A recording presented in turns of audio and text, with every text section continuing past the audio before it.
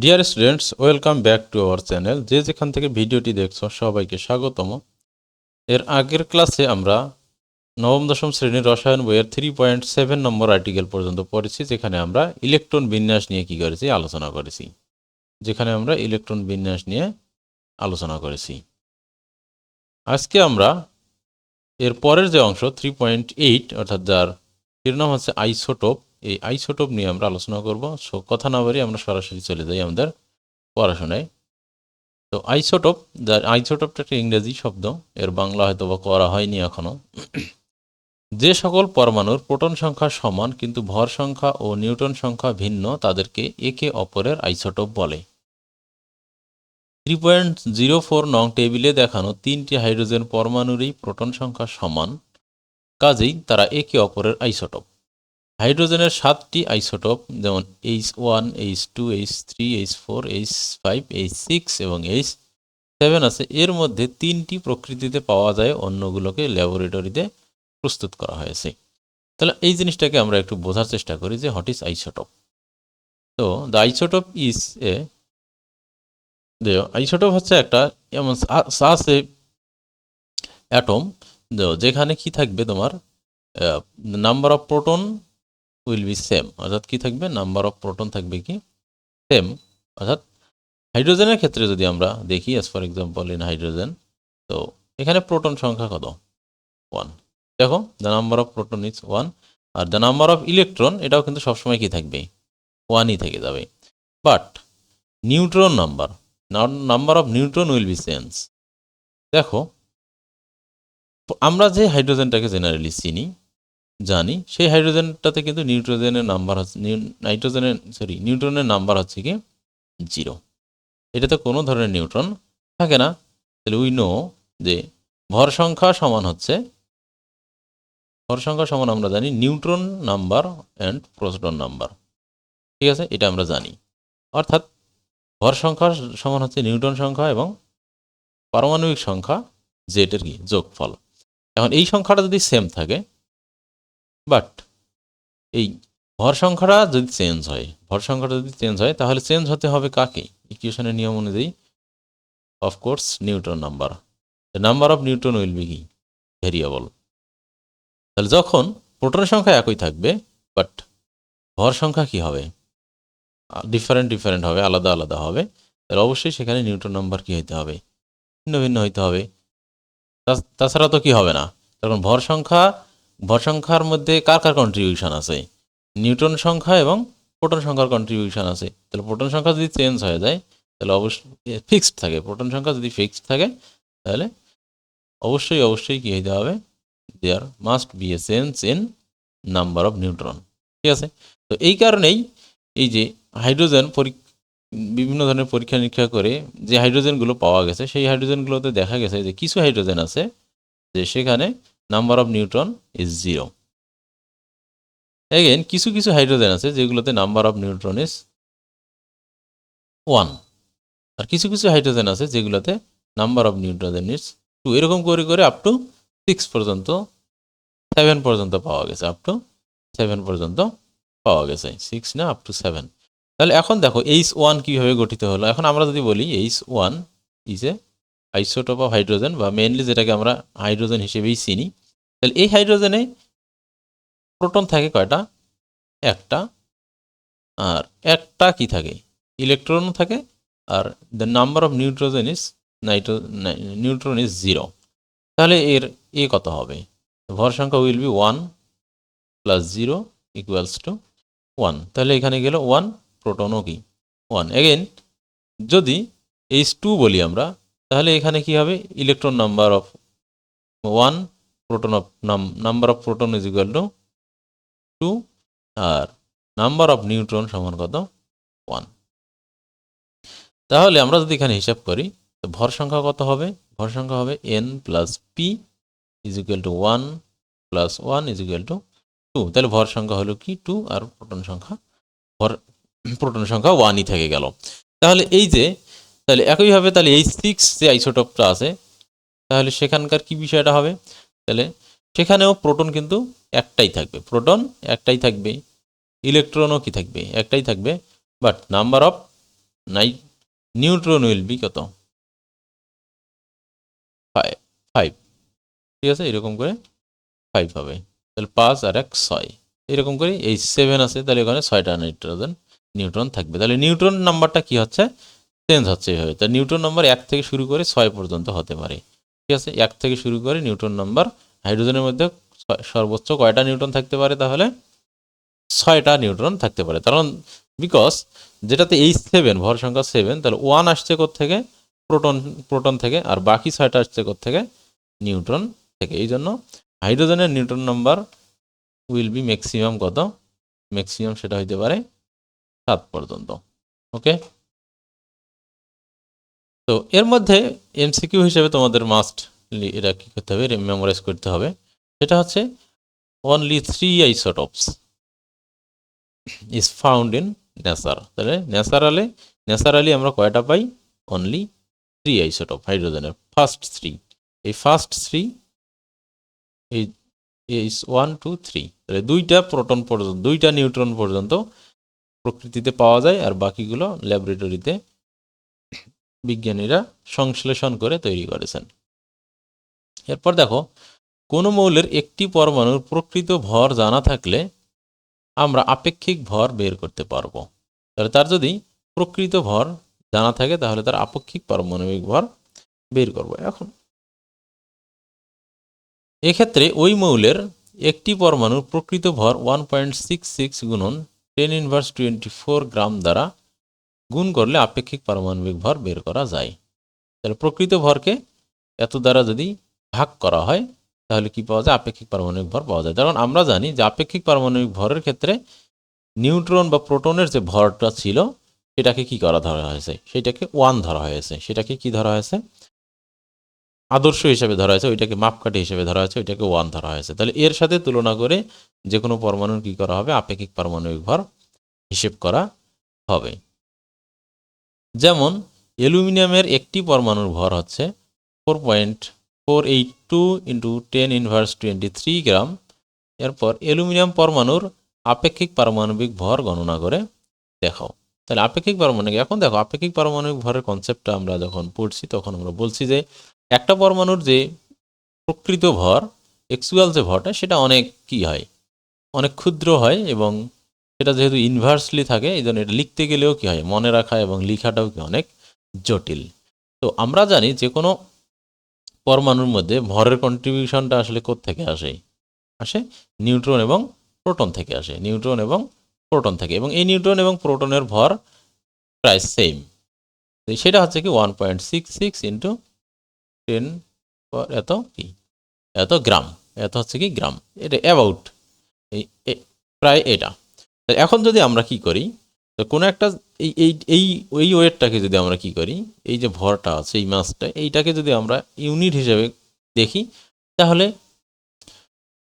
তাহলে একটা পরমাণুর প্রকৃত ভরকে যদি আমরা এই সংখ্যাটা দিয়ে ভাগ করি, তাহলে কি হবে, যত গুণ হবে, তাহলে আমরা এখান থেকে একটা কি পাবো, আইডিয়া পাবো, যে এইটাকে আমরা ইউনিট ধরছি, তাহলে এই যে অ্যালুমিনিয়ামের ভর কিন্তু এরকম। তাহলে এটাকে যদি আমরা এই জিনিসটা দিয়ে, এই সংখ্যাটা দিয়ে ভাগ দিই, তাহলে কি হবে, একটা নাম্বার পাবো, যে নাম্বারটা থেকে আমরা বুঝতে পারবো যে অ্যালুমিনিয়ামটা হচ্ছে কি প্রোটন বা নিউট্রনের তুলনায় এত গুণ ভারী, প্রোটন বা নিউট্রনের তুলনায় এত গুণ ভারী। এটাই হচ্ছে তার কি আপেক্ষিক পারমাণবিক ভর। যেমন এই যে পরমাণুর ভর, এই পরমাণুর ভরকে যদি আমরা কি করি, তার এই যেটাকে আমরা আইডিয়াল হিসেবে কল্পনা করে ধরে নিয়েছি 1.6 × 10⁻24, এটা দিয়ে আমরা যখন ভাগ দিয়েছি, তখন হচ্ছে 27। তাহলে আমরা বলতে পারি যে একটা অ্যালুমিনিয়ামে প্রায় 27টা নিউট্রন বা 27টা প্রোটনের মতো কি থাকে, ভর থাকে। যদিও অ্যাকচুয়ালি এখানে প্রোটন এবং নিউট্রন সংখ্যা ভেরি করে, ঠিক আছে,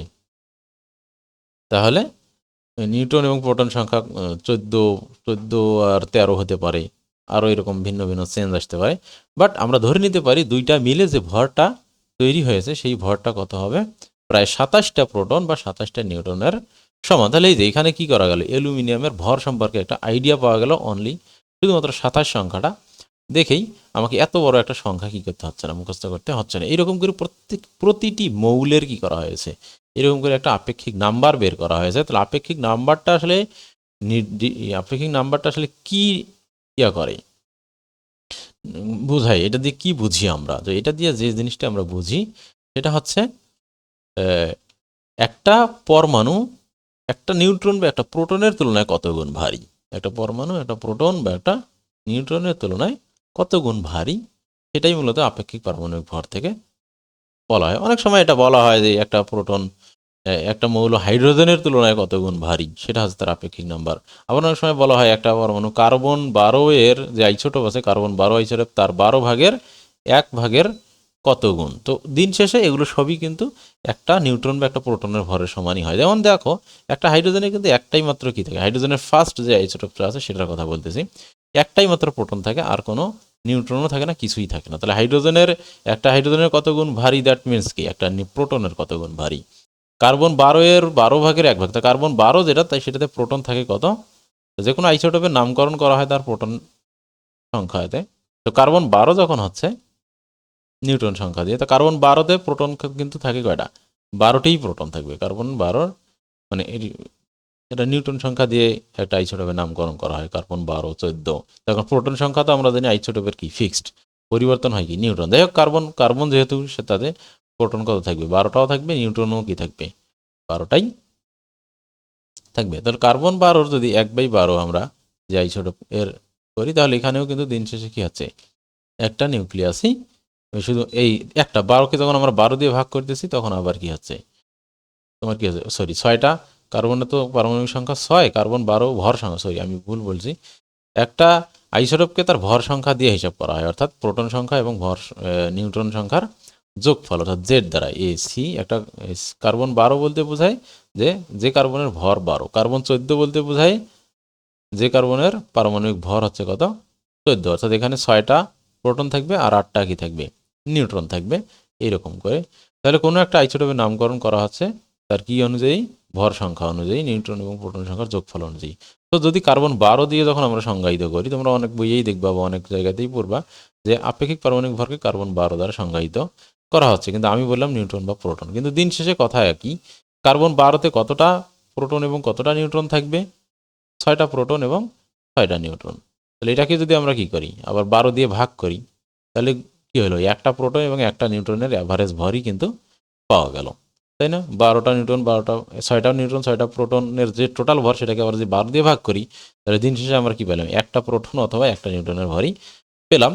সো আমরা জেনারেলি এভাবে মাথায় রাখতে পারি, সংজ্ঞা অনুযায়ী যেমনিই হোক আমরা কি করতে পারি, এভাবে মাথায় রাখতে পারি। আপেক্ষিক পারমাণবিক ভর মূলত হচ্ছে একটা প্রোটন বা একটা নিউট্রনের তুলনায় একটা পরমাণু কত গুণ ভারী। এটা থেকে সেখানে প্রোটন এবং নিউট্রনের সংখ্যাটাও কি করা যায়, আন্দাজ করা যায়। ঠিক আছে। তো এই যে এখানেই বলছে যে, আমি যেটা কথাটা বললাম সেটা এখানেই বলছে যে আমরা জানি কার্বন 12 আইসোটোপে পারমাণবিক ভরের অংশ হলো 1/12 এবং সেটা হলো এত। তাহলে এইটা প্রায় একটা প্রোটন বা একটা প্রায় নিউট্রনের ভরের সমান। ঠিক আছে, প্রায় একটা প্রোটন একটা নিউট্রনের ভর একটুখানি কম, এখানে 6.7 3 আছে, আর একটাতে শুধুই 6.7 আছে। তো প্রায় কিন্তু একটা প্রোটন বা নিউট্রনের ভরেরই সমান। এইভাবেও তোমরা কি করতে পারো, মাথায় রাখতে পারো। এখন আচ্ছা, তাহলে এই অংশের তুলনায় কত গুণ ভারী, সেটাই হচ্ছে কি একটা আপেক্ষিক পারমাণবিক ভর। তো সংজ্ঞার ক্ষেত্রে আবার তোমরা একটা নিউট্রন বা প্রোটনের সাথে তুলনা করো না। সংজ্ঞা দেওয়ার ক্ষেত্রে অবশ্যই কার্বন 12 আইসোটোপের 1/12 অর্থাৎ এইটুকুর সাথে তুলনা করতে হবে। ঠিক আছে, এটা সংজ্ঞা যেহেতু ওভাবেই করছি, আর অ্যাকচুয়ালিতে একটুখানি ডিফারেন্স হবেই। ঠিক আছে, বাট মনে রাখার জন্য আমি বললাম যেটা একটা প্রোটন বা একটা নিউট্রনের চেয়ে কত গুণ ভারী, প্রায় সেইটা। তাহলে কোনো মৌলের আপেক্ষিক পারমাণবিক ভর হলো দুটি ভরের অনুপাত, এই জন্য সেটির কোনো একক থাকে না। তো দুটি ভর কি, একটা হচ্ছে ওই পরমাণুর নিজস্ব ভর, আর একটা হচ্ছে কার্বন 12 আইসোটোপের যে ভর তার 12/1 তো এই দুইটা মিলেই আপেক্ষিক পারমাণবিক ভর হয়। এখন আপেক্ষিক পারমাণবিক ভর যদি আমাদের জানা থাকে, তাহলে তার প্রকৃত ভর বের করতে পারবো। যদি প্রকৃত ভর জানা থাকে, তাহলে আমরা আপেক্ষিক পারমাণবিক ভরও বের করতে পারবো। তাহলে তাহলে একটার আপেক্ষিক পারমাণবিক ভর যদি আমাদের জানা থাকে, তাহলে ফর এক্সাম্পল এই পরমাণু আপেক্ষিক পারমাণবিক ভর 27, তাহলে এর প্রকৃত ভর কত হবে 27, কি আমরা ওই যেটা দিয়ে বারবার ভাগ করতেছি এই সংখ্যাটা মুখস্থ রাখতে হবে। মূলত এটাই হচ্ছে কি স্ট্যান্ডার্ড আপেক্ষিক পারমাণবিক ভরের এবং প্রকৃত ভরের মধ্যেকার যে ইয়াটা ভেরিয়া, যেটার উপর ডিপেন্ড করতেছে সেটা হচ্ছে এটা। তো প্রকৃত ভরকে এটা দিয়ে ভাগ করলে পাওয়া যাবে আপেক্ষিক পারমাণবিক ভর, আর আপেক্ষিক পারমাণবিক ভরকে এই সংখ্যাটা দিয়ে গুণ করলে পাওয়া যাবে প্রকৃত ভর। ঠিক আছে, এরপর হচ্ছে আইসোটোপের শতকরা হার থেকে মৌলের আপেক্ষিক ভর নির্ণয় করা। তো তোমরা খুব একটুখানি খেয়াল করলেই দেখবা যে আমরা যে পর্যায় সারণীতে যে মৌলগুলো পড়েছি সেগুলোতে কিন্তু আপেক্ষিক পারমাণবিক যে ভর আছে সেটা কিন্তু অনেক সময় দশমিক আসে। যেমন ক্লোরিনের ক্ষেত্রে কিন্তু 35.5। তাহলে এটা কিভাবে আসলো? আমরা তো জানি মৌলের মধ্যে প্রোটন এবং নিউট্রন সংখ্যা কি থাকে, ফিক্সড থাকে। তাহলে এটা তাদের ভরগুলো এরকম দশমিক আসলো কিভাবে, ভগ্নাংশ আসলো কিভাবে? তো এইটা আসার কিভাবে আসতে পারে সেটা, এই যে আপেক্ষিক পারমাণবিক ভর, এটা কিন্তু হিসাব করা হয়েছে কিভাবে, প্রকৃতিতে যে আইসোটোপগুলো পাওয়া গেছে সেগুলো কিন্তু সবগুলো আইসোটোপ কিন্তু একই পরিমাণে পাওয়া যায় না, কিছু পাওয়া যায় বেশি, কিছু পাওয়া যায় কম। অর্থাৎ আমরা যদি কি করি, এক খণ্ড ক্লোরিন নেই, অর্থাৎ ক্লোরিন যেহেতু গ্যাস, তারপরেও ধরে নেই আমরা এক কন্টেইনার ক্লোরিন নিলাম। এক কন্টেইনার ক্লোরিন যদি আমরা নেই, তাহলে এই এক কন্টেইনার ক্লোরিনে কিন্তু ক্লোরিনের সবগুলো আইসোটোপ সমানভাবে থাকবে না, কোনো আইসোটোপ বেশি থাকবে, কোনো আইসোটোপ কম থাকবে। তাহলে এই যে এক কন্টেইনার ক্লোরিনের যে ম্যাসটা হবে, অর্থাৎ ভরটা হবে, এই ভর কিন্তু শুধুমাত্র ক্লোরিন যেটা আমরা 17 হিসাবে বা মানে ক্লোরিনের 17, যেটা অনেকগুলো আইসোটোপ থাকে, 17 প্লাস 17 সমান কি, যে 17টা প্রোটন 17টা নিউট্রনওয়ালা থাকে, 17টা 17টা প্রোটন সংখ্যা তো সেমই থাকবে যেহেতু ক্লোরিন নাম বলেইছি। আবার প্রোটন সংখ্যা কি থাকে, নিউট্রন সংখ্যা 18 থাকতে পারে, 17 থাকতে পারে। তো এইরকম দুইটি তোমার এরকম পাওয়া যায়, দুইটা বা তিনটা কি আইসোটোপ। এখন এই দুইটা আইসোটোপ কিন্তু একই পরিমাণে পাওয়া যায় না, একটা কম বেশি পাওয়া যায়, কোনোটা কম পাওয়া যায়, কোনোটা বেশি পাওয়া যায়। তাহলে এই যে কন্টেইনার, এই কন্টেইনারের যে ভরটা হলো, তাহলে এই ভরের মধ্যে দুইটা আইসোটোপেরই কন্ট্রিবিউশন কিন্তু কিনা সমান না। তাহলে কার কতটুকু কন্ট্রিবিউশন সেই অনুপাতে কিন্তু কি করা হয়েছে, ক্লোরিনের একটা অ্যাভারেজ ভর সংখ্যা কি করা হয়, বের করা হয়। যে অ্যাভারেজ, অর্থাৎ প্রকৃতিতে যে আইসোটোপগুলো পাওয়া যাচ্ছে ওই আইসোটোপগুলোর শতকরা পরিমাণটাকে বিবেচনা করে একটা অ্যাভারেজ ভর বের করা হয়। এইটাকেই বলা হয় কি আপেক্ষিক, গড় আপেক্ষিক ভর। ঠিক আছে, এই জন্য এটা অনেক সময় কি হয়, দশমিকে চলে আসে। আরও তোমরা দেখবা যে অনেক পারমাণবিক যে ম্যাচ নাম্বার যেটা আছে, তোমরা পর্যায় সারণী খুললেই দেখবা যে অনেকগুলো পরমাণুতেই কি ম্যাচ নাম্বার কি আছে, দশমিকে আছে। তো এটা কিভাবে দশমিকে হলো, এইভাবেই দশমিকে হয়েছে। তখন সব পরমাণুগুলো সমান পার্সেন্টেজে থাকে না, তাদের পার্সেন্টেজটাকে বিবেচনা নিয়ে তাদের একটা অ্যাভারেজ ভর বের করা হয়, সেটাকেই বলা হয় গড় আপেক্ষিক ভর। তাহলে আমরা দেখবো যে আইসোটোপের শতকরা হার ভিন্ন ভিন্ন হলে তাদের আপেক্ষিক ভর, গড় আপেক্ষিক ভরটা কিভাবে বের করব।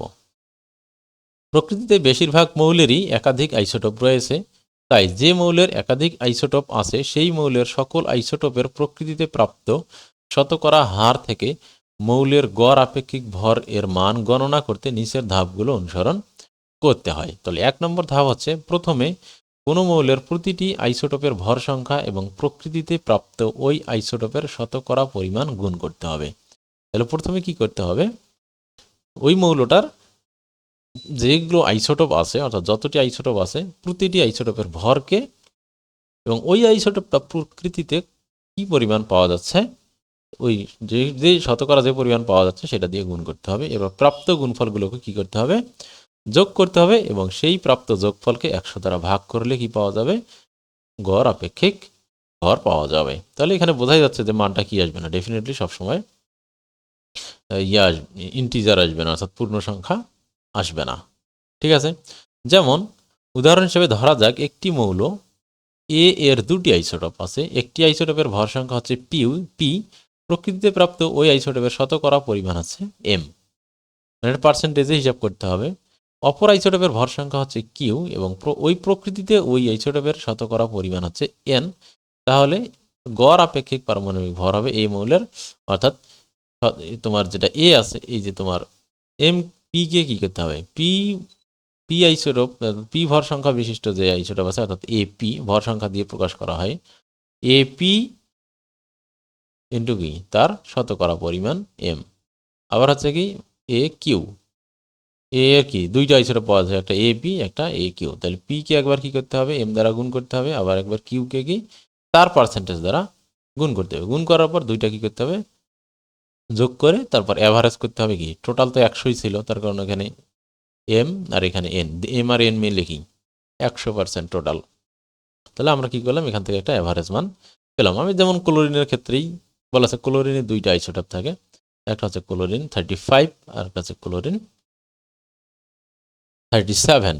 অর্থাৎ আমরা যদি এটাকে একটু এক্সপ্লেন করি, তাহলে এখানে প্রোটন তো ক্লোরিনে কতটা থাকে, আমরা জানি ক্লোরিনের ইয়া হচ্ছে 17, অর্থাৎ প্রোটন সংখ্যা 17টাই থাকবে, কিন্তু 35 হওয়ার জন্য এখানে নিউট্রন হওয়া লাগবে কতটি, 18টি। তাহলে 18টি নিউট্রন থাকে। আর এটাতে কত থাকে, ক্লোরিন যখন 37 হচ্ছে, তাহলে সব প্রোটন তো 17টাই থাকবে, বাট তোমার প্রোটন হবে কতটি, প্রোটন হবে, নিউট্রন হবে 20টি। তাহলে এইরকম, তাহলে 18টা নিউট্রন বিশিষ্ট একটা ক্লোরিন পাওয়া যায়, আবার 20টি নিউট্রন বিশিষ্ট একটি ক্লোরিন পাওয়া যায়। তো 17 বা 19, 17টা আমি উদাহরণ হিসেবে বলছি, ওগুলো অ্যাজ ফর এক্সাম্পল বলছি, তাহলে ওগুলো পাওয়া যায় না, 17টা নিউট্রনওয়ালা ইয়া পাওয়া যায় না, আবার 19টা নিউট্রনওয়ালা ক্লোরিনও পাওয়া যায় না। তা পাওয়া যায় শুধুমাত্র কি 18টা নিউট্রন বিশিষ্ট এবং 20টি নিউট্রন বিশিষ্ট ক্লোরিন পাওয়া যায়। আর প্রোটন তো 18ই থাকে, তাহলে 17টাই থাকে। তাহলে এখানে 17 আর 18 মিলে হচ্ছে কত, 35, আর এখানে 17 আর 20 মিলে হবে 37। তাহলে এইরকম এই যে ক্লোরিনের দুইটি আইসোটোপ পাওয়া যাচ্ছে। তাহলে এবং প্রতিটির কি আছে, এইটাই বেশি পাওয়া যায়, এটা পাওয়া যায় কি বেশি, ওই জন্য দেখবা যে 37-এর চেয়ে 35-এর কাছেই নাম্বারটা বেশি, 35.5। তাহলে এটাই পাওয়া যায় 3/4, অর্থাৎ 4/3, অর্থাৎ 75%ই পাওয়া যাচ্ছে কি ক্লোরিন 35, আর মাত্র 1/4 অর্থাৎ 4/1 25% পাওয়া যাচ্ছে কত, ক্লোরিন 37, ক্লোরিন 37। এটাকে এইভাবেও লেখা হয়, ঠিক আছে, ক্লোরিন 37 পাওয়া যাচ্ছে 25%। তাহলে আমরা কি করব, ভর সংখ্যা তো উপরে লিখে দেওয়াই আছে এটা, তাহলে ক্লোরিন 35-এর ভর সংখ্যা হচ্ছে 35। এই 35কে 75 দ্বারা আমরা কি করলাম, মাল্টিপ্লাই করলাম। মাল্টিপ্লাই করার পর আবার 37কে আবার তার যেই তোমার শতকরা পরিমাণ আছে, পার্সেন্টেজ আছে, সেই পার্সেন্টেজ দিয়ে গুণ করে মাল্টিপ্লাই করে আমরা কি পেলাম এটা। এরপর কি করতে হবে, এই দুইটাকে আবার দুইটা গুণফলকে আবার কি করতে হবে, অ্যাড করতে হবে, প্লাস করতে হবে, প্লাস করার পর 100, অর্থাৎ এই দুইটার যোগফল 75 এবং 25-এর যোগফল হচ্ছে কত, 100। এই 100 দিয়ে ভাগ করলে এটা হবে। তাহলে এভাবেই হলো আমরা যে ক্লোরিনের যে তোমরা দেখবা যে পর্যায় সারণীতে পিরিয়ডিক টেবিলে যে ক্লোরিনের আমরা আপেক্ষিক পারমাণবিক ভার পাবো, অর্থাৎ যে ম্যাচ নাম্বারটা আছে, সেই ম্যাচ নাম্বার কিন্তু 35.5 দেওয়া আছে। তাহলে এটা কোথা থেকে আসলো সেটা আমরা অবশ্যই বুঝতে পারলাম এখানে। এরপর আমরা যাই তেজস্ক্রিয় আইসোটোপের ব্যবহার। এখন এই যে একটা মৌলের অনেকগুলো আইসোটোপ আছে, কিছু কিছু আইসোটোপ আবার কি তেজস্ক্রিয়। তো তেজস্ক্রিয় মানে হচ্ছে, তেজস্ক্রিয় মৌল হচ্ছে ওই সকল পদার্থ যাদের মধ্য থেকে স্বতঃস্ফূর্তভাবে বিভিন্ন ধরনের রে, অর্থাৎ আলফা, বিটা বা গামা রে কি হয়, বের হয় স্বতঃস্ফূর্তভাবে, সেগুলো হচ্ছে তেজস্ক্রিয় পদার্থ। এবং তেজস্ক্রিয় আইসোটোপগুলোর ব্যবহার সম্পর্কে আমরা দেখি। এই অধ্যায়ে আমরা আইসোটোপ সম্পর্কে জেনেছি। কিছু কিছু আইসোটোপ আছে যাদের নিউক্লিয়াস স্বতঃস্ফূর্তভাবে ভেঙে, স্বতঃস্ফূর্ত কথার অর্থ হচ্ছে নিজে নিজেই, অর্থাৎ তারা একা একা কাজ করে, কোনো ধরনের বাইরে থেকে উস্কানি ছাড়াই ভেঙে আলফা, বিটা বা গামা ইত্যাদি তেজস্ক্রিয় রশ্মি নির্গত করে। এগুলোর 3টাও বের হতে পারে, যে কোনো একটা বা 2টা বের হতে পারে। একটি মৌলের যে সকল আইসোটোপ তেজস্ক্রিয় রশ্মি নিঃসরণ করে তাদেরকে তেজস্ক্রিয় আইসোটোপ বলে। তাহলে একটা মৌলের যে আইসোটোপগুলো, সবগুলো আইসোটোপ কি করে না, একটা মৌলের দেখা যাচ্ছে একাধিক আইসোটোপ আছে, কিছু আইসোটোপ কি শান্তশিষ্ট, আর কিছু আইসোটোপ হচ্ছে এরকম তেজস্ক্রিয়। এখন পর্যন্ত এই ধরনের আইসোটোপ সংখ্যা 3000-এর থেকে বেশি পাওয়া গেছে। তাহলে এটা তোমরা এমসিকিউর জন্য কি করতে পারো, মাথায় রাখতে পারো, তেজস্ক্রিয় আইসোটোপের সংখ্যা 3000+। ঠিক আছে, তার মানে আইসোটোপ আরও বেশি, 118টা মৌল। প্রকৃত মৌল হচ্ছে কত, 118টা, কিন্তু এদের আইসোটোপ মিলে কি হয়ে গেছে, অনেকগুলো হয়ে গেছে। অন্যগুলো গবেষণাগারে তৈরি করা হয়েছে, প্রকৃতিতেই পাইছে কত, 3000। তার মানে বাস্তবে কি আছে, আরও অনেক বেশি আছে। বিভিন্ন আইসোটোপ এবং তাদের তেজস্ক্রিয়তা নিয়ে তোমাদের পদার্থবিজ্ঞান বইয়ে বিস্তারিত আলোচনা করা হয়েছে, তাই এখানে শুধু তাদের কিছু ব্যবহার নিয়ে আলোচনা করা হলো। পদার্থবিজ্ঞানের যে লাস্ট অধ্যায়ে বা তোমার বিভিন্ন ধরনের যন্ত্রপাতি, এই তোমার একটা অধ্যায় আছে, ওই অধ্যায়গুলোতে এই বিভিন্ন তেজস্ক্রিয় আইসোটোপের ব্যবহার, যেমন কোবাল্টের কোবাল্ট 16, 60 এরকম এগুলোর ব্যবহার উল্লেখ করা আছে। তেজস্ক্রিয় আইসোটোপের নিয়ন্ত্রিত ব্যবহার দিয়ে মানুষ অনেক কিছু করতে পারে, যেটি অন্যভাবে করা দুঃসাধ্য ছিল। বর্তমানে তেজস্ক্রিয় আইসোটোপ চিকিৎসা ক্ষেত্রে, কৃষিক্ষেত্রে, খাদ্য ও বীজ সংরক্ষণে, বিদ্যুৎ উৎপাদনে, কোনো কিছুর বয়স নির্ণয় সহ অনেক ক্ষেত্রে ব্যবহার করা হয়। আমরা এটা সবাই জানি যে কার্বন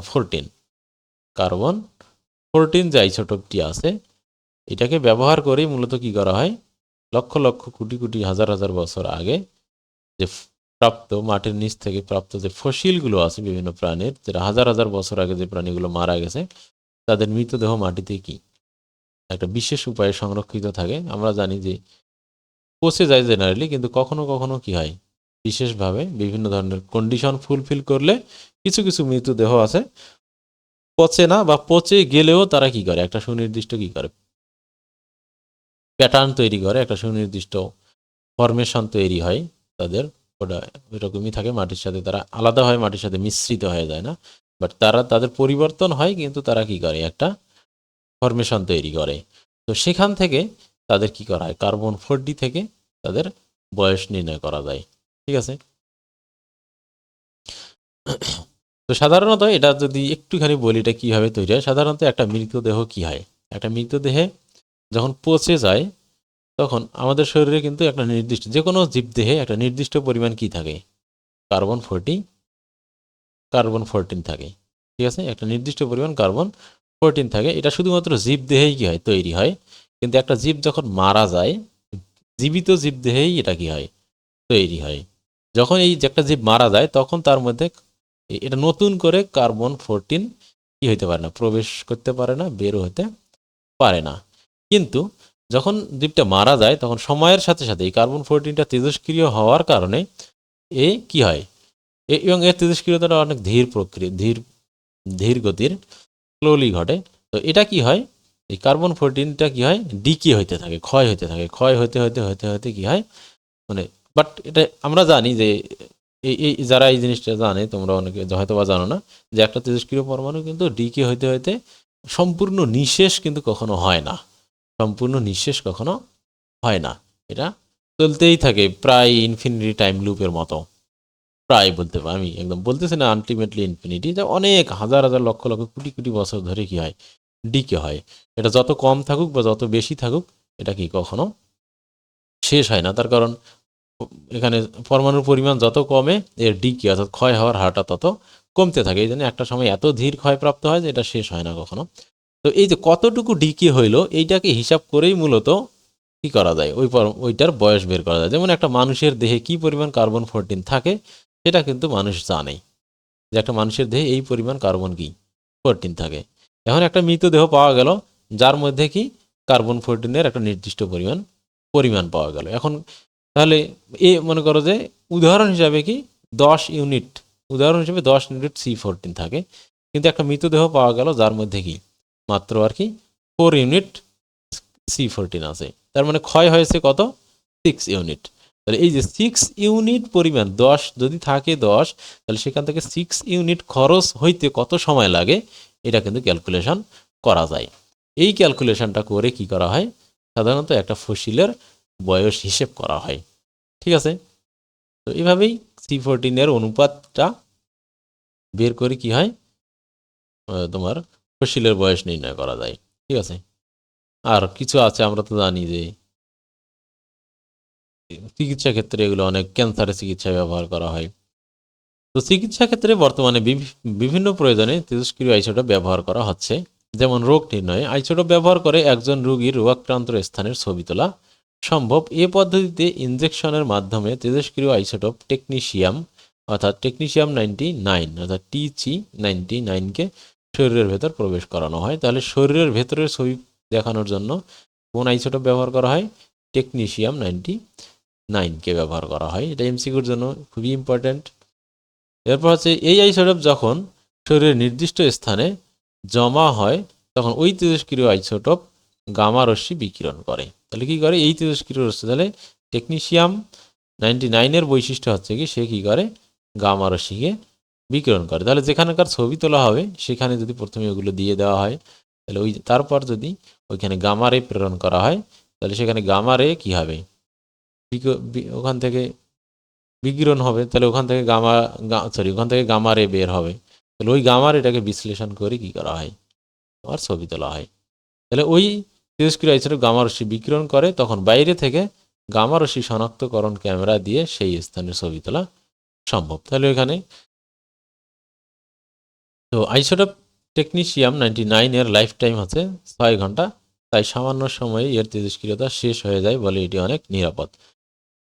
যেমন কার্বন 14 এর লাইফ টাইম যেরকম ইনফিনিটি, অনেক সময় ধরে চলে, এটা হাজার হাজার কোটি কোটি বছর ধরে কার্বন 14 এর কি হয় তেজস্ক্রিয়তা চলতে থাকে। বাট টেকনিশিয়াম 99 এটা কি, এর তেজস্ক্রিয়তা খুব অল্প সময়ের মধ্যেই শেষ হয়ে যায়, যদিও থিওরিটিক্যালি একটা তেজস্ক্রিয় মৌলের তেজস্ক্রিয়তা কখনো কি হয় না, শেষ হয় না, এটা আলটিমেট অনেক দিন ধরে চলতে থাকে।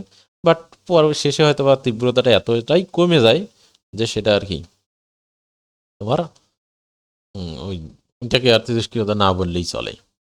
যাই হোক, এরপর হচ্ছে রোগ নিরাময় ব্যবহার করা হয়। তাহলে আমরা দেখলাম ছবি তোলার জন্য ব্যবহার হয় টেকনিশিয়াম 99।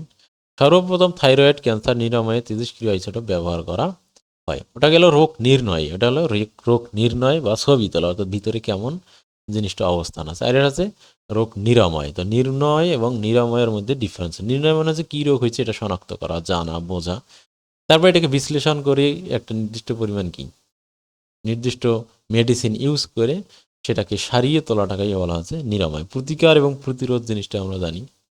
প্রতিকার মানে হচ্ছে কি, যখন একটা জিনিস হয়ে যায় তারপর সেটার কি সলিউশন করা, আর প্রতিরোধ হচ্ছে যেন জিনিসটা না হয় এটার জন্য সচেতনতামূলকভাবে কিছু স্টেপস গ্রহণ করা, এটাই হচ্ছে কি প্রতিরোধ। তাহলে এখান থেকে দেখাই যাচ্ছে যে প্রতিরোধটা কি বেশি গুরুত্বপূর্ণ। তার কারণ প্রতিকার যখন হবে তার মানে তোমার তো প্রতিকার করতে গেলে আগে কি ক্ষতিটা হতে হবে, রোগটা হতে হবে, তারপর প্রতিকার করতে হবে। তার মানে এখানে কি আছে, ক্ষতির সম্ভাবনা আছে।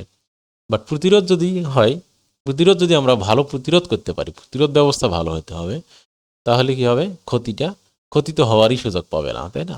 এই জন্য বলা হয় prevention is better than cure. Prevention মানে হচ্ছে প্রতিরোধ, আর কিওর মানে হচ্ছে প্রতিকার। তাহলে অবশ্যই প্রতিকারের চেয়ে প্রতিরোধ কি হবে, বেটার হবে। যাই হোক, এগুলো মাথায় রাখবা। তো তেজস্ক্রিয় আইসোটোপ আয়োডিন 131 সমৃদ্ধ দ্রবণ পান করানো হয়। তাহলে একজন ক্যান্সার রোগী কী করা হয়, আয়োডিন, আমরা এমনিতেই আয়োডিন খাই সাধারণত ক্যালসিয়ামে, ইয়ার সাথে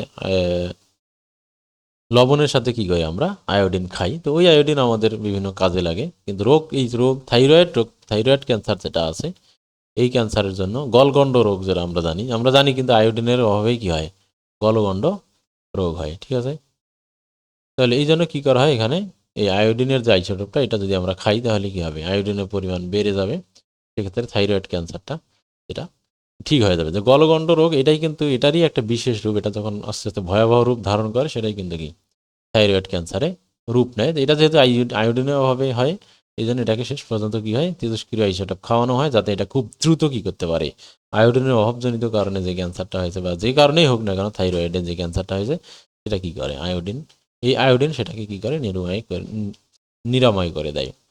এই আইসোটোপ থাইরয়েডে পৌঁছায়, এই আইসোটোপ থেকে বিটা রশ্মি নির্গত হয় এবং থাইরয়েডের ক্যান্সার কোষকে কী করে, ধ্বংস করে। এছাড়া ইরিডিয়াম আইসোটোপ, মাথায় রাখবে, এগুলো সবই important. Iridium isotope brain cancer নিরাময়ে ব্যবহার করা হয়। টিউমারের উপস্থিতি নির্ণয় ও নিরাময়ে তেজস্ক্রিয় আইসোটোপ কোবাল্ট 60 ব্যবহার করে। তাহলে কোবাল্ট 60-র কিন্তু দুইটা কাজ, টিউমারের উপস্থিতিও নির্ণয় করা হয়, আবার এটাকে নিরাময়ও করা হয়। তাহলে একই সাথে সে দুইটা কাজই করে। কোবাল্ট 60 থেকে নির্গত গামা রশ্মি ক্যান্সারের কোষকলাকে ধ্বংস করে। তাহলে ক্যান্সার ধ্বংস করার ক্ষেত্রে কোবাল্ট 60 ব্যবহার করা হয়। রক্তের লিউকোমিয়া কোষের চিকিৎসায় ফসফরাস 32 ইউজ করা হয়। তাহলে এগুলো এমসিকিউর জন্য প্রতিটি ইম্পর্টেন্ট।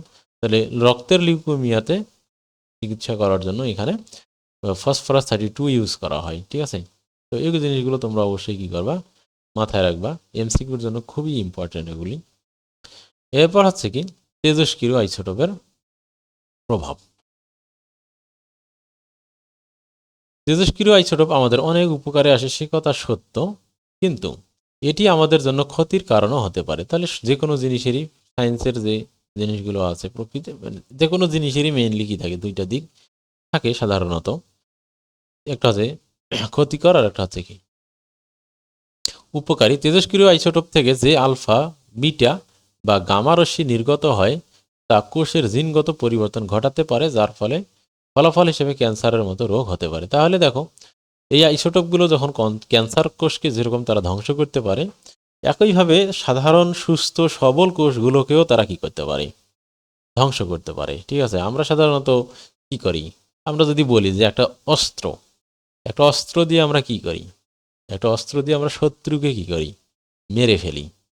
একটা শত্রুকে অস্ত্র দিয়ে মেরে ফেলি, তাহলে এই অস্ত্র যখন শত্রুকে মেরে ফেলতে পারে, এই অস্ত্র কিন্তু আমাদেরকেও মেরে ফেলতে পারে। তাহলে অস্ত্রের ইউজটা যদি আমরা শত্রুর উপর করি তাহলে শত্রু মারা যাবে, আর অস্ত্রের ইউজ যদি আমরা কি আমাদের নিজেদের উপর করি তাহলে নিজেরা মারা যাব। তাহলে যে ধ্বংস করে সে কিন্তু ভালোটাকেও ধ্বংস করে, খারাপটাকেও ধ্বংস করে। অর্থাৎ একটা বস্তুর ধ্বংসাত্মক কি আছে, প্রবণতা আছে, সে তার গুণ আছে, সে একটা জিনিসকে কি করতে পারে, ধ্বংস করতে পারে। বাট এটাকে নিয়ন্ত্রণের হাত কার উপর আছে, সেটা আছে আমাদের উপর। আমরা এটা দিয়ে কাকে ধ্বংস করব এবং কাকে ভালো রাখবো। তো এই তেজস্ক্রিয় আইসোটোপ, তার মানে আইসোটোপ শুধুমাত্র বেছে বেছে যে খারাপ জিনিসটাকেই ধ্বংস করবে, ভালোটাকে করবে তা কিন্তু না। ওটা যার উপরেই ফেলা হবে সে কি করবে, সেটাকেই ধ্বংস করার মতো ক্ষমতা রাখে। এই জন্য যারা এটাকে নিয়ন্ত্রণ করতেছে, যারা এটাকে কি করতেছে, ব্যবহার করতেছে, মূলত এটা নির্ভর করতেছে তাদের উপর। এই যে আজকে পারমাণবিক যুদ্ধ হওয়ার একটা সম্ভাবনা তৈরি হচ্ছে, তাহলে আমরা বলবো যে পারমাণবিক বোমাটাই হচ্ছে এটার জন্য মেইন দায়ী, এই জিনিসটাই খারাপ? না, এটা আমরা বলবো না। তার কারণ এটা দিয়ে তো অনেক ভালো কাজও আমরা করতেছি, বিদ্যুৎ উৎপাদন করতেছি, আরও অনেক কিছু করতেছি। তাহলে এটাকে যে নিয়ন্ত্রণ করতেছে, যার হাতে আছে মানুষ, এই মানুষই কি খারাপ? মানুষ আগে পারমাণবিক বোমা ছিল না, আগে কি ছিল, ছুরি ছিল, তোমার তীর ছিল, ধনুক ছিল, এগুলো দিয়ে কি মানুষ লক্ষ লক্ষ কোটি কোটি মানুষকে মারেনি? মারছে তো। কিন্তু এখন তো ছুরি, তীর, ধনুক এগুলো এখনো আছে। এখন তীর ধনুক ইউজ করা হয় কিসেই, তোমার খেলাধুলার কাজে। ওগুলো তো তীর ধনুতে এখন আবার কি করতেছে না, মানুষ মারতেছে না, কিন্তু আগে মারতো। তাহলে এখন যারা তীর ধনুক ব্যবহার করে তারা খেলে, একটা গোল এরকম থাকে, ওর মধ্যে মারে, মানুষের বুকে মারে না। তার মানে কি, তীর ধনুক তো ইটসেলফ কিনা দায়ী না, তো যে এটাকে নিয়ন্ত্রণ করতেছে সেই হচ্ছে মেনলি দায়ী। সো এই জিনিসগুলো সৃষ্টিকর্তা আমাদেরকে দিয়েছেন ইউজ করার জন্য, তা আমরা ভালো কাজে ইউজ করব, খারাপ কাজে ইউজ যে করবে এটা সে খারাপ কাজ করতেছে, এবং এটার জন্য সৃষ্টিকর্তা ডেফিনেটলি একটা নিয়মও করে দিচ্ছেন। যাই হোক, তো এই যে তাহলে এই যে তেজস্ক্রিয় আইসোটোপগুলো, এগুলো যেরকম ক্যান্সারের যে ক্ষতিকর কোষ সেগুলো যেরকম ধ্বংস করতে পারে, আবার তারা ভালো কোষকে কি করতে পারে, মেরে ফেলে, ধ্বংস করে সেখানে আবার ক্যান্সার কি করতে পারে, সৃষ্টিও করতে পারে। এই জন্য অবশ্যই আইসোটোপ আমরা যখন ইউজ করি চিকিৎসা ক্ষেত্রে, তখন প্রপার জায়গায় কি করতে হবে, ইউজ করতে হবে। দ্বিতীয় বিশ্বযুদ্ধে জাপানের হিরোশিমা ও নাগাসাকিতে পারমাণবিক বোমার বিস্ফোরণ ঘটেছিল, তার জন্য কয়েক লক্ষ জীবন ধ্বংস হয়ে গিয়েছিল। 1986-এ রাশিয়ার চেরনোবিল পারমাণবিক বিদ্যুৎ কেন্দ্রে যে দুর্ঘটনা ঘটেছিল তার ফলে অনেক প্রাণ হারিয়েছে এবং ওই এলাকায় পরিবেশ দূষণ ঘটেছে এবং এখনও প্রভাবগুলো রয়েছে। তারপর আমরা জানি যে জাপানের যে ফুকুশিমা আছে সেখানেও কিন্তু 2012 সালে খুব সম্ভবত সেখানে কি হয়েছিল, এই পারমাণবিক বিদ্যুৎ কেন্দ্রে আরেকটা দুর্ঘটনা ঘটেছিল, অর্থাৎ ওখানেও ফাটল ধরেছিল, জাপানের ফুকুশিমা এটা। তো এগুলোর প্রভাবও এখনও কি আছে, জাপানে আছে। তো এই বিষয়গুলো যে আমাদেরকে অবশ্যই মাথায় রাখতে হবে, বস্তু ইটসেলফ কিনা ক্ষতিকর না, একটা বস্তু ইটসেলফ কিনা আমাদের জন্য ক্ষতিকরও না, আবার কিনা উপকারীও না। তার মধ্যে কি আছে, সুনির্দিষ্ট কিছু কি আছে, ক্যারেক্টারিস্টিক্স আছে, কিছু কি আছে, ক্যারেক্টারিস্টিক্স। এই ক্যারেক্টারিস্টিক্সগুলো কি করতে পারে, এটাকে যখন আমরা ভালো কাজে ইউজ করব তখন আমরা সেটাকে বলতেছি কি উপকারী, আর এটাকে যখন আমরা কি করতেছি খারাপ কাজে ইউজ করতেছি তখন সেটাকে বলতেছি আমরা ক্ষতিকর। যেমন আইসোটোপ দিয়ে যখন আমরা ক্যান্সার কোষ ধ্বংস করতেছি তখন সেটাকে আমরা বলছি উপকারী। এই একই আইসোটোপ দিয়ে যদি আমরা ভালো কোষ ধ্বংস করে যদি খারাপ ক্যান্সার বানাই ফেলি তখন সেটা হয়ে যাবে কি ক্ষতিকর। সো একটা বস্তু নিজে থেকেই এই ধরনের কাজ কখনো করে না, তার মধ্যে একটা ক্যারেক্টারিস্টিক্স আছে, সে ওইটা করে এবং সে ওইটা নিজে নিজেও করে না, তাকে দিয়ে এটা করানো হয়। ঠিক আছে, তো এই জন্য যদি আমরা বলি যে কোনো ভালো এবং খারাপ কাজের ক্রেডিট আলটিমেটলি কার কাছে যায়, যে এটা করেছে তার উপরেই কি বর্তায়। তার কারণ ওই বস্তুটা বা অন্য কেউ তাকে ওই কাজটা কি করতে বাধ্য করেনি, সে এটা নিজে ডিসিশন নিয়ে নিজে করেছে। বস্তুটার মধ্যে ওই বৈশিষ্ট্য ডেফিনেটলি আছে, বাট ওই বস্তুর ওই বৈশিষ্ট্য তো একা একা কাজটি করেনি, তাকে একজন করতে কি করছে, সাহায্য করছে, হেল্প করছে, বা নির্দিষ্ট জায়গায় এই কাজটা সেই করছে। তো এই ডিসিশনটা একজন মানুষ নিয়েছে। আচ্ছা, এরপর দেখো আমরা যদি দেখি যে এখানে যে কোশ্চেন অ্যান্সারিংগুলো আছে, সেই কোশ্চেন অ্যান্সারিংগুলো যদি দেখি, তাহলে এখানে সরাসরি 5 নম্বরে চলে আসলো কেন যে আমি জানি না। এখানে এই বইয়ের 57 নম্বর পৃষ্ঠাটা নেই, ওখানে হয়তো কিছু প্রশ্ন ছিল। তো আমরা এটা দেখি যে পটাশিয়ামের পারমাণবিক সংখ্যা কত। পটাশিয়ামের পারমাণবিক সংখ্যা 19। এন শেলে কয়টি উপশক্তি স্তর থাকে? তাহলে আমরা এটা একটুখানি দেখি, রিমাইন্ড করি, দেখি তোমাদের মনে আছে কিনা, চেষ্টা করো একটু। তো আমরা জানি প্রধান শেলগুলোকে কিভাবে নাম করা হয়। প্রথমটা আছে কে, এল, এম, এন, অর্থাৎ চতুর্থ যে প্রধান শক্তি স্তর সেটা হচ্ছে কি এন। তাহলে এখানে কি হবে, কে তে 0, এর জন্য এল এর মান, এর জন্য এল এর সর্বোচ্চ মান কি, এটার জন্য 1 আর 0 1, এর জন্য এল এর মান কি হবে 0 1 আর 2, আর এর জন্য 0 1 2 3, তাহলে কি আছে 3 আছে। তাহলে এখানে উপশক্তি স্তর কয়টা থাকবে, তাহলে দেখো 4টা উপশক্তি স্তর। তাহলে আমরা এন এর যে মান হবে, উপশক্তি স্তর হবে তার কি একটা কম, তার কারণ প্রধান শক্তি স্তর হতে 1 থেকে শুরু হয়, এন এর মান শুরু হয় 1 থেকে শুরু হয়, আর উপশক্তি স্তরের মান 0 থেকে শুরু হয়। কিন্তু এন এর মান যত হয় উপশক্তি স্তরের সংখ্যাও কি থাকে, ততটিই থাকে, কিন্তু এক কম। যাই হোক, এটা মাথায় রাখবো। মোট কথা হচ্ছে একটা প্রধান শক্তি স্তরের সিরিয়াল নম্বর যত হবে, সেখানে উপশক্তি স্তরও ততটি থাকবে। এটা ইজিলি, এটা শর্টকাট একটা। প্রধান শক্তি স্তরের ক্রমিক নম্বর যত, ওই শক্তি স্তরে উপশক্তি স্তরও ততটি। স্ক্যান্ডিয়ামের পারমাণবিক সংখ্যা 21, এর সঠিক ইলেকট্রন বিন্যাস কোনটি? তাহলে এটা আমরা যদি করি, তাহলে দেখো আমরা আগে কি করবো, সিরিয়ালি লিখে যাব 1s2 2s2 2p6 3s2 3p6। এই পর্যন্ত আমাদের কতটা ইলেকট্রন হয়ে গেছে, 18টা ইলেকট্রন হয়ে গেছে। আমি বারবার বলছি এই জিনিসটা মাথায় রাখবা, 3p6 পর্যন্ত 18টা ইলেকট্রন হয়। এরপর আছে 3d, কিন্তু 3d-তে ইলেকট্রন না দিয়ে আমাদের কোথায় দিতে হবে, 4s-এ দিতে হবে। তাহলে 4s-এ যখন আমরা ইলেকট্রন দেবো, তাহলে 2টা দিলাম, তাহলে 18 আর দিয়ে 20, বাকি থাকলো একটি। সেটা আমরা কোথায় দেবো, d-তে। বারবার বলতেছি d এর আগে 4। তাহলে একটা নির্দিষ্ট কক্ষপথে, অর্থাৎ n-1তম কক্ষপথে ডি ব্লকে বা ডি উপস্তরে ইলেকট্রন দেওয়ার আগেই আমাদের কোথায় দিতে হবে, এন এর এসে দিতে হবে, অর্থাৎ আগের ডিতে দেওয়ার আগে পরের কক্ষপথের এসে দিতে হবে। তাহলে এখানে আমাদের সঠিক হলো কোনটি, গ। সঠিক হলো কোনটি, গ।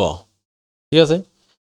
এরপর দেখো আমরা এখানে সৃজনশীলগুলো আছে, সেগুলো যদি একটুখানি দেখার চেষ্টা করি।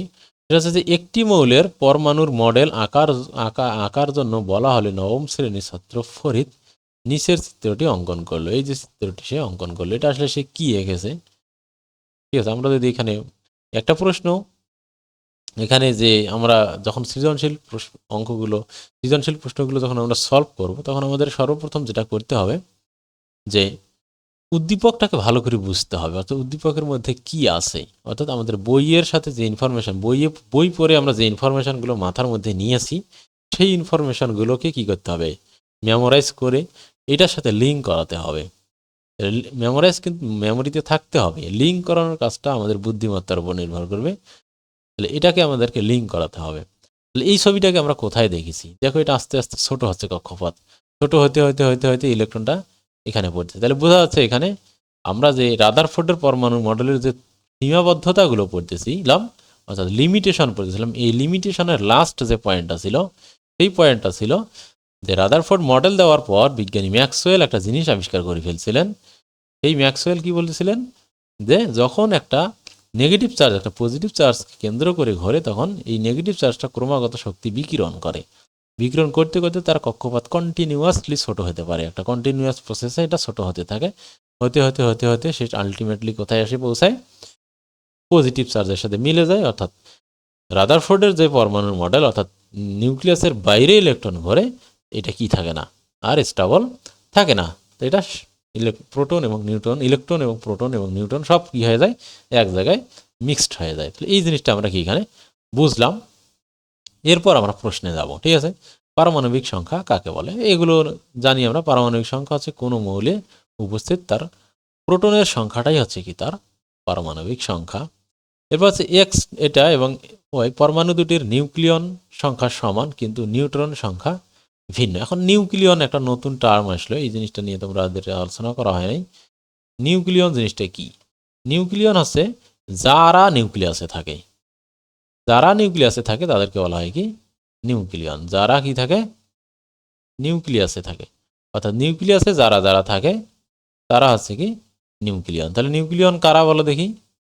তাহলে নিউক্লিয়ন হচ্ছে নিউট্রন আর প্রোটন। তাহলে নিউক্লিয়ন কারা?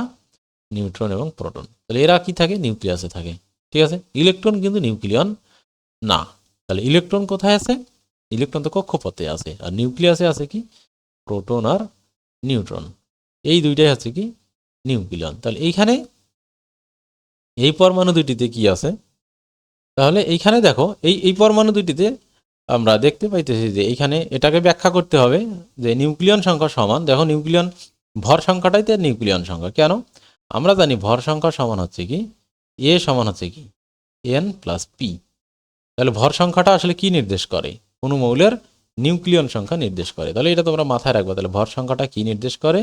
কোনো একটা মৌলের মধ্যে নিউক্লিয়নের সংখ্যাটাকে নির্দেশ করে। তাহলে এখানে দেখো ভর সংখ্যা 64 আছে, তার মানে নিউক্লিয়ন সংখ্যা এখানে প্রোটন এবং নিউট্রনের টোটাল সংখ্যা অর্থাৎ নিউক্লিয়ন সংখ্যা হচ্ছে 64। বাট প্রোটন সংখ্যা কত? এখানে প্রোটন সংখ্যা the number of proton is 29 আর number of proton in Y কত? 30। তাহলে ওয়াই মৌলে 30টি প্রোটন। তাহলে ওয়াইতে প্রোটন কত আমরা যদি এইভাবে হিসাব করি, তাহলে the number of proton in Y তাহলে কত হবে? ওয়াইতে প্রোটন আছে কয়টি? 30টি। তাহলে নিউট্রন কতটি আছে? তাহলে 64 মাইনাস 30 ইজ ইকুয়াল টু কত? 34 অর্থাৎ 34। আর এক্সের ক্ষেত্রে প্রোটন নাম্বার অফ প্রোটন কত? 29। তাহলে নাম্বার অফ নিউট্রন কত হবে? 64 মাইনাস 29, এটা হবে কত? 35। তাহলে নাম্বার অফ নিউক্লিয়ন অর্থাৎ প্রোটন, দেখো প্রোটন সংখ্যা আলাদা আলাদা, নিউট্রন সংখ্যাও আলাদা, 34 এবং 35। তাহলে এই দিয়ে আমরা এই এক্সপ্লেনটা করবো। তাহলে আমরা লিখবো যে আমরা জানি কোনো মৌল নিউক্লিয়নের সংখ্যা 2 মার্ক, যেহেতু অত কিছু বলা লাগবে না, শুধু লিখবা যে এখানে প্রোটন সংখ্যা হচ্ছে 30, ভর সংখ্যা 64, এক্স এর ক্ষেত্রে জন্য বলতেছি। আর অতএব নিউট্রন সংখ্যা হচ্ছে 64 মাইনাস 30 ইকুয়াল টু 34। আবার ওটা ওয়াই এর জন্য বললাম। আবার এক্সে এইটাই আগে লিখবে তোমরা। এক্সে প্রোটন সংখ্যা হচ্ছে 29 আর ভর সংখ্যা হচ্ছে 64। অতএব নিউটন সংখ্যা হবে কত? 64 মাইনাস 29 ইজ ইকুয়াল টু কত? 35। তো এটা যদি হয় তাহলে আমরা তাহলে লিখবো যে আমরা এখানে দেখতে পাচ্ছি যে প্রোটন এবং নিউটন সংখ্যা কি আলাদা আলাদা, কিন্তু প্রোটন এবং নিউটনের মোট সংখ্যা কি সমান। প্রোটন এবং নিউটনের মোট সংখ্যাকে নিউক্লিয়ন সংখ্যা বলে। অর্থাৎ এখানে নিউক্লিয়ন সংখ্যা সমান, বাট নিউটন সংখ্যা কি ভিন্ন ভিন্ন, ইভেন প্রোটন সংখ্যাও ভিন্ন ভিন্ন। এরপর দেখো গ নম্বর, ফরিদের আঁকা চিত্রটি যে পরমাণু মডেলের সীমাবদ্ধতা নির্দেশ করে সেই পরমাণু মডেলটি বর্ণনা করো। সীমাবদ্ধতা ব্যাখ্যা করতে বলেন, এটা শুধুমাত্র মডেলটা বর্ণনা করতে বলছে। তাহলে আমরা আগেই বলেছি এটা রাদারফোর্ডের পরমাণু মডেলের কি সীমাবদ্ধতা বর্ণনা করে। তাহলে রাদারফোর্ডের পরমাণু মডেল তোমরা বর্ণনা করবা। আমরা বইয়ে সুন্দর করে পড়িয়েছি, বইয়ে দেওয়া আছে, ওইটাই হুবহু তুলে দিলেই হয়ে যাবে। অঙ্কিত চিত্র অনুসারে পরমাণু কেন স্থায়ী হবে না? তো এটাও আমরা বলেছি কেন স্থায়ী হবে না। তার কারণ এখানে ম্যাক্সওয়েল যে জিনিসটা আবিষ্কার করেছেন, এই থিওরিটা আমাদের ব্যাখ্যা করতে হবে। তিনি আবিষ্কার করেছেন যে একটা ঋণাত্মক চার্জ যখন একটা ধনাত্মক চার্জের চতুর্দিকে ঘুরবে তখন সে ক্রমাগত কি করবে? শক্তি ত্যাগ করবে। যখন শক্তি ত্যাগ করবে তখন তার কক্ষপথের ব্যাসার্ধ কি হবে? কমতে থাকবে। যত শক্তি ত্যাগ করবে ব্যাসার্ধ তত কমবে, কমতে কমতে শক্তি একবার 0 হয়ে যাবে, তখন ব্যাসার্ধও কি হয়ে যাবে? 0 হয়ে যাবে, অর্থাৎ তখন আলটিমেটলি কেন্দ্রে মিলে যাবে। ফলে রাদারফোর্ডের যে পরমাণু মডেল ছিল, অর্থাৎ নিউক্লিয়াসের চারদিকে প্রোটনগুলো ঘূর্ণায়মান থাকবে, তো চারদিকে ঘূর্ণায়মান আর থাকতে পারলো না, সেগুলো এসে কেন্দ্রে পতিত হলো, অর্থাৎ মৌল কি হলো না? গঠনটা তার স্থায়ী হলো না। এরপর বলা আছে যে এ মৌল হচ্ছে কোবাল্ট 60, পি হচ্ছে এটা হচ্ছে আরেকটা মৌল, বি মৌল হচ্ছে P35 আর পি হচ্ছে একটা যৌগ যার সংকেত দেওয়া আছে H2SO4। প্রতীক কাকে বলে? তো আমরা জানি প্রতীক হচ্ছে কি মৌলিক যে পদার্থগুলো আছে, মৌলিক পদার্থগুলোকে তাদের তাদের ইংরেজি নাম বা গ্রিক নামের প্রথম একটা বা দুইটা অক্ষর দিয়ে সংক্ষেপে প্রকাশ করার যে পদ্ধতি, সেটাই হচ্ছে প্রতীক। পরমাণুতে কখন বর্ণালীর সৃষ্টি হয় ব্যাখ্যা করো। পরমাণুতে বর্ণালী তখনই সৃষ্টি হয়, আমরা জানি বোরের তত্ত্ব অনুযায়ী ব্যাখ্যা করব আমরা। তো লিখবা যে আমরা জানি বা লিখতে পারো যে বোরের তত্ত্ব অনুযায়ী একটা একটা ইলেকট্রন পরমাণু নিউক্লিয়াসকে কেন্দ্র করে একটা বিভিন্ন নির্দিষ্ট কক্ষপথে কি করে ঘূর্ণায়মান থাকে। তো পরমাণুগুলো কি হয়, যখন একটা নির্দিষ্ট কক্ষপথে থাকে তখন সে শক্তি বিকিরণও করে না, গ্রহণও করে না। কিন্তু যখন একটা পরমাণু উচ্চতর শক্তি স্তর থেকে নিম্নতর শক্তি স্তরে আসতে চায় তখন তাকে কিছু পরিমাণ শক্তি ত্যাগ করতে হয়। অর্থাৎ দুই শক্তি স্তরের যে পরিমাণ শক্তি ডিফারেন্স আছে সেই পরিমাণ শক্তি কি করতে হয়, ত্যাগ করতে হয়। উপর থেকে নিচে আসার জন্য শক্তি ত্যাগ করতে হয়, আর নিচ থেকে উপরে যাওয়ার জন্য শক্তি গ্রহণ করতে হয়। তো যখন একটা মৌল উপরের শক্তি ত্যাগ করে উপরের শক্তি স্তর থেকে নিচের শক্তি স্তরে আসে, আপার যে তোমার আপার কোন শক্তি স্তর থেকে লোয়ার শক্তি স্তরে আসে, তখন সে কিছু পরিমাণ শক্তি কি করে ত্যাগ করে, এবং এই যে ত্যাগকৃত শক্তিটাই আমরা কি বর্ণালী হিসেবে, আলোক বর্ণালী হিসেবে দেখতে পাই। ঠিক আছে, এরপর আছে সি যৌগের আপেক্ষিক আণবিক ভর হিসাব করো। আপেক্ষিক আণবিক ভর হিসাব করার জন্য আমাদের একটা যৌগের মধ্যে যে পরমাণুগুলো আছে প্রতিটির কি করতে হবে, আপেক্ষিক পারমাণবিক ভর জানতে হবে। তাহলে হাইড্রোজেনের আপেক্ষিক পারমাণবিক ভর 1, সালফারের আপেক্ষিক পারমাণবিক ভর আছে 32 এবং অক্সিজেনের আপেক্ষিক পারমাণবিক ভর আছে 16। তাহলে আপেক্ষিক আণবিক ভর বের করার উপায় হচ্ছে প্রতিটি ওই মৌলে অবস্থিত প্রতিটি পরমাণুকে তার কি করতে হবে, আপেক্ষিক পারমাণবিক ভরকে তার নাম্বার অফ যে অ্যাটম আছে সেটা দিয়ে গুণ করতে হবে, তারপর সেগুলো যোগ করতে হবে। তাহলে আমরা যে জানি, তাহলে হাইড্রোজেনের ক্ষেত্রে কি আছে, হাইড্রোজেনের আপেক্ষিক আণবিক ভর 1, হাইড্রোজেন আছে 2টি, যোগ করলাম। এরপর আছে সালফারের আপেক্ষিক আণবিক ভর হচ্ছে 32, আছে একটা, তাহলে এক গুণ করতেও পারি নাও পারি। আবার অক্সিজেনের আপেক্ষিক পারমাণবিক নাম্বার হচ্ছে 16, এর নাম্বার হচ্ছে 4, 4টি আছে, তাহলে এগুলো সব যোগ করলে হিসাব করলে হবে 98, 96 হবে, কত হবে 96। ঠিক আছে, 96 হবে। তো এইভাবে আমরা কি করতে পারি, এগুলো হিসাব করতে পারি। 96 বা 98 হিসাব করলে যেটা হবে সেটাই। যাই হোক, এটা হবে 98।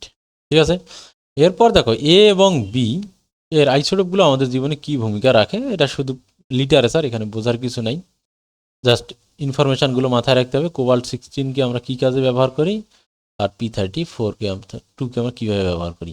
তো P32কে আমরা যেটাকে ব্যবহার করি সেটা হচ্ছে লিউকেমিয়া ক্যান্সারে ব্যবহার করি, অর্থাৎ শ্বেত রক্তকণিকায় ক্যান্সার আক্রান্ত হলে আমরা সেটা শনাক্তকরণে এটা ব্যবহার করি।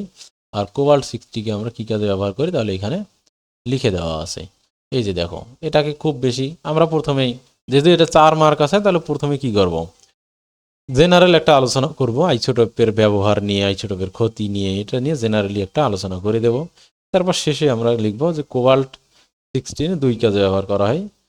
একটা হচ্ছে টিউমারের উপস্থিতিতে ব্যবহার করা হয়, অর্থাৎ এটা কি রোগ শনাক্তকরণে, এবং সেই সাথে সাথে এটাকে ওই রোগটাকে নিরাময় করার কাজেও ব্যবহার করা হয়। অর্থাৎ এটা লিখব কোবাল্ট 16 একটু বেশি গুণগান করব, তাহলে এটা একই সাথে কি করে, রোগ নির্ণয় করে এবং রোগ কি করে, প্রতিকারও করে। প্রতিরোধ এবং প্রতিরোধ না, এটা নির্ণয় করে এবং তোমার করে, রোগটাকে সারায়ও দিতে কাজে লাগে। ঠিক আছে, তো এরপর আবার কি করা হয়, এটা সেই সাথে আরও কাজ করে, সেটা আছে গামা রশ্মি। এই যে কোবাল্ট 16 থেকে নির্গত যে গামা রশ্মি আছে সেটা আবার তোমার যে ক্যান্সারের যে কোষকলা আছে সেটাকে ধ্বংস করে। অর্থাৎ কীভাবে কোবাল্ট 16 আইসোটোপ ব্যবহার করে তোমার টিউমারটাকে কি করা হয়, চিকিৎসা করা হয়, যে নিরাময় কীভাবে নিরাময় করা হয় সে ওইটাও বলা আছে।